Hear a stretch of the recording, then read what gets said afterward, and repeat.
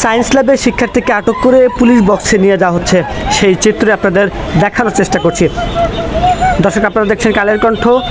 এই মুহূর্তে যে চিত্রটি দেখানোর চেষ্টা করছি সেটি সায়েন্স ল্যাবের, এবং বেশ কিছু শিক্ষার্থীকে আটক করা হয়েছে। এখানে মূলত সাধারণ শিক্ষার্থীরা তারা আন্দোলনের জন্য এখানে বিক্ষোভ করার চেষ্টা করছিলেন, এবং এরপরে পুলিশ ধাওয়া দিয়ে এই শিক্ষার্থীদের আটক করেন। তাদের গলায় কিন্তু কার্ড ছিল, প্রতিষ্ঠানের কার্ড ছিল।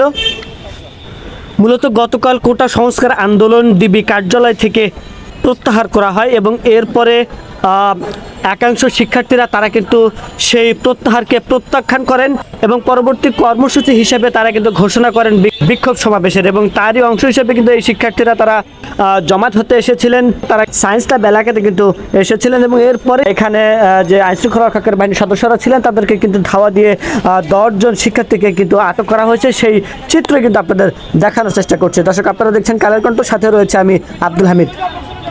মূলত দুপুরে সায়েন্স ল্যাবের দিকে কিন্তু শিক্ষার্থীরা তারা জমায়েত হওয়ার চেষ্টা করে এবং সেখানে মিছিল করার চেষ্টা করে, এবং এর পরবর্তী সময় কিন্তু আইনশৃঙ্খলা রক্ষাকারী বাহিনীর সদস্যরা তারা কিন্তু ধাওয়া দেন, এবং এরপরে 10 জনকে কিন্তু আটক করা হয়।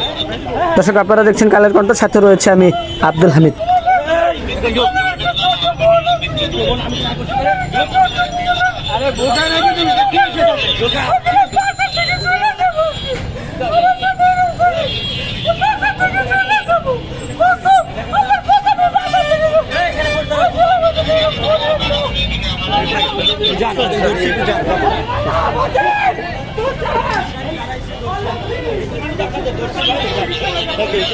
কাজ করতে দেন, দূর থেকে করেন।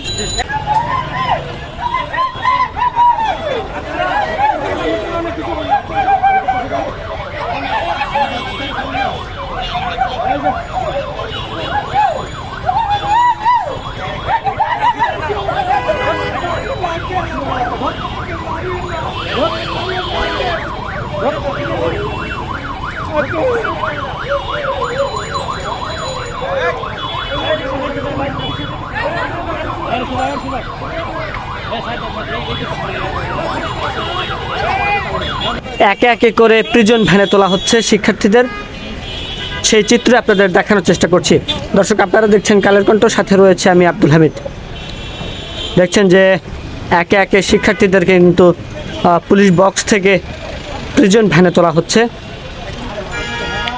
মূলত দুপুরের দিকে কিন্তু এই শিক্ষার্থীদের আটক করা হয়। অনেকের গলায় কিন্তু কলেজের যে কার্ড থাকে সেই কার্ডগুলো কিন্তু আমরা দেখতে পেয়েছি।